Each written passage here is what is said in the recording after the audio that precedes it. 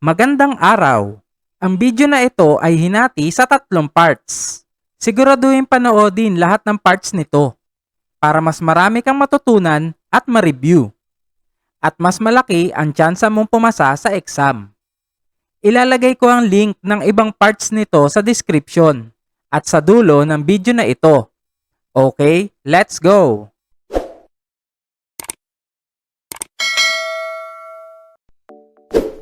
Ano ang ibig sabihin ng dobleng puting putol-putol na linya sa daan? A. Bawal mag-overtake sa kaliwang parte. B. Bawal mag-overtake sa kanang parte. C. Pwede kang mag-overtake sa kaliwa o kanan basta walang panganib. Sagot. C. Pwede kang mag-overtake sa kaliwa o kanan basta walang panganib. Kung ikaw ay liliko sa kanan, dapat na A. Bagalan ng takbo, manatili sa pinakalabas na bahagi ng daan at mag-signal na liliko ka sa kanan. B. Manatili sa kaliwa at mag-signal ka na liliko sa kanan 15 metro bago lumiko. C. Manatili sa kanang daan ng kalsada at mag-signal 30 metro bago ang pagliko sa kanan. Sagot. A. Bagalan ng takbo, manatili sa pinakalabas na bahagi ng daan at mag-signal na liliko ka sa kanan. Ang traffic sign na no stopping ay nangangahulugan na A. Maaari kang huminto ng mabilis para magsakay at magbaba ng pasahero. B. Maaari kang huminto ng mabilis kung tatanggap ng tawag. C. Hindi ka maaaring huminto maliban kung pinahihinto ka ng traffic enforcers.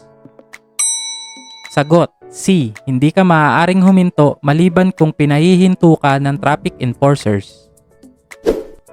Ano ang nararapat mong gawin kung ikaw ay umiinom ng gamot na maaaring makaapekto sa iyong pagmamaneho?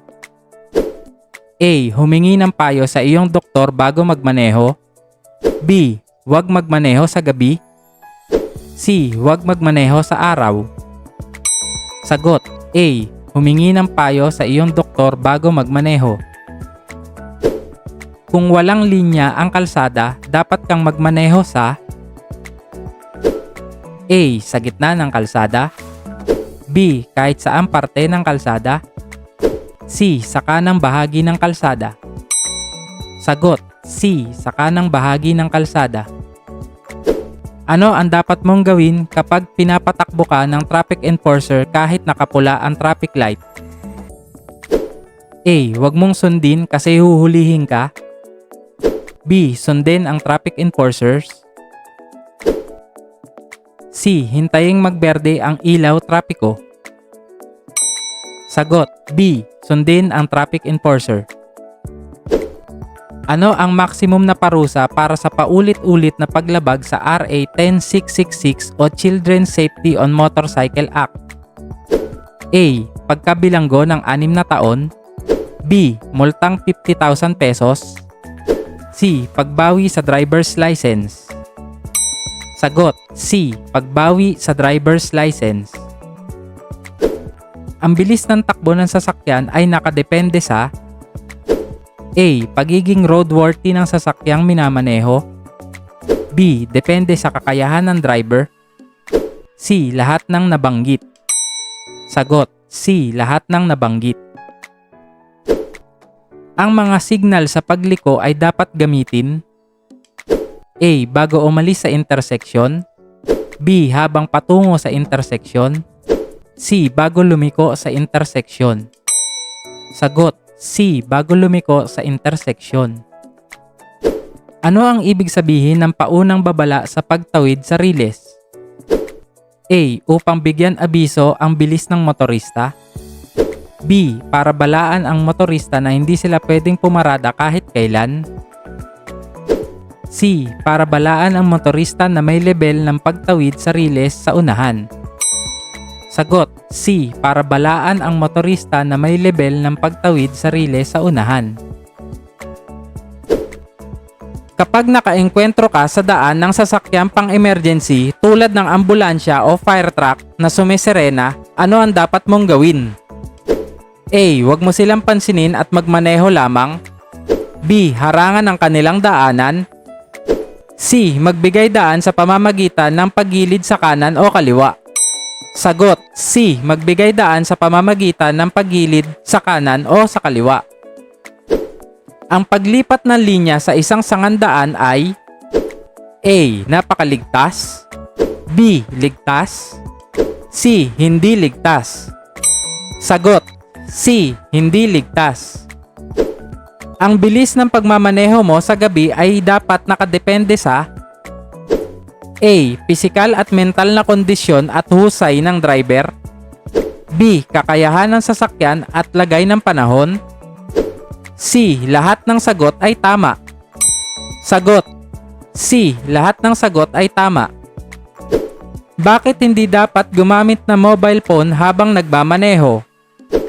A. Dahil mahina ang signal kapag naandar ang sasakyan, B. Dahil nakakaapekto ito sa electronic parts ng sasakyan, C. Dahil sagabal ito sa atensyon mo sa kalsada. Sagot, C. Dahil sagabal ito sa atensyon mo sa kalsada. Kailan ka dapat mag-signal kung ikaw ay liliko pa kanan? A. Habang lumiliko, B. Pagkatapos lumiko, C. Bago lumiko. Sagot, C. Bago lumiko. Ang panuntunan sa right of way ay nagbibigay ng A. Pangunahing karapatan bilang mga driver, B. Mga batas kapag nagbigay daan sa iba, C. Lahat ng nabanggit. Sagot, C. Lahat ng nabanggit. Ang tamang senyas kung liliko sa kaliwa ay A. Ang braso at kamay ay nakaunat pakaliwa, B. Ang kaliwang kamay ay nakaturo sa itaas, C. Ang kaliwang kamay ay nakababa at nakaturo sa lupa. Sagot, A. Ang braso at kamay ay nakaunat pakaliwa. Ang aksyon na ito ay maaaring magdulot sa iyo ng pagkasadsad o mawala ng kontrol kapag gumagawa ka ng biglang paglipat lalo na sa basa o madulas na kalsada. A. Hindi tamang pagpreno, B. Lumilikong mabagal, C. Akselerasyong napakabagal. Sagot, A. Hindi tamang pagpreno. Kapag ginagamit ang pangunahing batas sa bilis bilang gabay, ang pagpili ng bilis ay nakadepende sa A. Bilis ng sasakyan na minamaneho, B. Kasanayan ng driver, C. Lahat ng nabanggit. Sagot, C. Lahat ng nabanggit. Hindi ka maaaring bumusina maliban lang kung A. May mga umaandar na sasakyan na maaaring magdulot sa iyo ng kapahamakan, B. Gusto mong mapansin ng traffic enforcer, C. Magbigay senyales na ikaw ay paparating. Sagot, A. May mga umaandar na sasakyan na maaaring magdulot sa iyo ng kapahamakan. Ano ang maximum na sukat ng pinasadyang top box ng motorsiklo? A. 3 feet by 3 feet by 3 feet, B. 2 feet by 2 feet by 2 feet, C. 1.5 feet by 1.5 feet by 1.5 feet. Sagot, B. 2 feet by 2 feet by 2 feet. Ayon sa RA 10666, alin sa mga sumusunod ang nagbabawal sa driver na mag-angkas ng bata?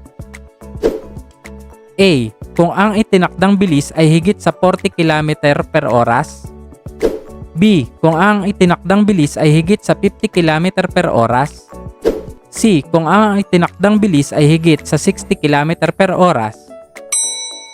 Sagot, C. Kung ang itinakdang bilis ay higit sa 60 km per oras. Ang traffic sign na ito ay nagsasabing magbigay ka ng karapatan sa daan. A. Baligtad na tatsulok, B. Patayong tatsulok, C. Hugis parehaba na may pulang border. Sagot, A. Baliktad na tatsulok. Ang taong may kapansanan ay maaaring magkaroon ng lisensya kung A. Nakasulat sa lisensya ang kanyang karamdaman, B. Nakasulat sa student permit ang kanyang karamdaman, C. May kasama siyang kwalipikadong nagtuturo. Sagot, A. Nakasulat sa lisensya ang kanyang karamdaman. Ano ang takdang tulin ng isang sasakyan sa lugar ng paaralan? A. 35 km per hour, B. 20 km per hour, C. 40 km per hour. Sagot B. 20 km per hour. Sa highway, kung nais mong magpatakbo ng mabagal kaysa sa iba, dapat kang gumawi sa A. Kanang linya, B. Kaliwang linya, C. Gitnang linya. Sagot A. Kanang linya. Ang sasakyan sa harapan mo ay nagdidilaw ng ilaw. Ano ang ibig sabihin nito? A. Sira ito, B. Mabagal na paggalaw, C. Kotse ito ng doktor. Sagot B. Mabagal na paggalaw. Aling lane ang dapat mong piliin matapos kang lumiko pa kanan mula sa interseksyon patungong one-way street? A. Manatili sa pinakakanang lane, B. Manatili sa pinakaloob na lane, C. Manatili sa gitna ng kalsada. Sagot A. Manatili sa pinakakanang lane. Maaari kang mag-overtake sa highway kung ito ay may dalawang lane na may A. Putol-putol na puting linya, B. Tuloy-tuloy na puting linya, C. Tuloy-tuloy na dilaw na linya. Sagot A. Putol-putol na puting linya. Ang dilaw na linyang tuloy-tuloy ay palatandaan na A. Maaaring lumusot sa kaliwa o kanan, B. Bawal ang paglusot sa kanan, C. Bawal ang paglusot sa kaliwa. Sagot C. Bawal ang paglusot sa kaliwa. Alin sa mga sumusunod ang nakalarawan? A. Madulas ang kalsada, B. Baku-bakong kalsada, C. Matarik na kalsada. Sagot B. Baku-bakong kalsada. Ayon sa batas, ano ang dapat mong gawin sa sandaling makarating sa isang interseksyon na may senyas na huminto? A. Bagalan ng takbo at dumiretso pagligtas, B. Magbigay daan kung kinakailangan, C. Huminto at dumiretso kung ligtas na itong gawin. Sagot C. Huminto at dumiretso kung ligtas na itong gawin. Ano ang gagawin mo kung ikaw ay paparating sa interseksyon at ang ilaw trapikong berde ay biglang naging dilaw? A. Magpatuloy sa iyong kasalukuyang bilis, B. Tumigil kahit na nasa interseksyon, C. Tumigil bago ang interseksyon o bago ang linya sa paghinto. Sagot C. Tumigil bago ang interseksyon o bago ang linya sa paghinto. Ano ang iyong dapat gawin kung ikaw ay napadaan sa ginagawang kalsada at pansamantalang ipinagbabawal ang pag-overtake? A. Sundin lamang ang senyas sa oras ng rush hour, B. Sundin ang senyas ayon sa nakasulat, C. Sundin lamang kung may bantay na traffic enforcer. Sagot B. Sundin ang senyas ayon sa nakasulat. Upang makatulong sa pagbawas ng polusyon sa hangin, ano ang maaari mong gawin? A. Magpreno ng maayos, B. Magpreno ng madalas, C. Magpreno ng biglaan. Sagot A. Magpreno ng maayos. Alin sa mga sumusunod ang nakalarawan? A. Matarik ang paakyat na direksyon ng kalsada, B. Matarik ang kalsada, C. Matarik ang pababang direksyon ng kalsada. Sagot A. Matarik ang paakyat na direksyon ng kalsada. Ano ang dapat mong gawin kung gusto mong bumagal o huminto? A. Bumusina para magsenyas sa sasakyan nasa harapan, B. Tapakan ng bahagya ang preno upang umilaw ang iyong mga brake lights, C. Manatili sa iyong lane at biglang huminto. Sagot B. Tapakan ng bahagya ang preno upang umilaw ang iyong mga brake lights. Sa krus na daan, walang mga babala o marka sa kalsada. May dalawang sasakyan na paparating. Alin sa kanila ang mas prioridad? A. Ang mas mabilis na sasakyan, B. Ang sasakyan na mas maluwag ang daan, C. Wala. Sagot C. Wala. Ano ang pinakamabuting gawin kung ikaw ay inaantok habang nagmamaneho? A. Buksan ang radyo at ito'y lakasan, B. Bilisan ang pagmamaneho para mawala ang antok, C. Huminto muna sa tamang pahingahan at magpahinga. Sagot C. Huminto muna sa tamang pahingahan at magpahinga. Alin sa mga sumusunod ang nakalarawan? A. Bawal lang lumiko. B. Isang direksyon lamang. C. Bawal pumasok ang lahat ng klase ng sasakyan. Sagot C. Bawal pumasok ang lahat ng klase ng sasakyan.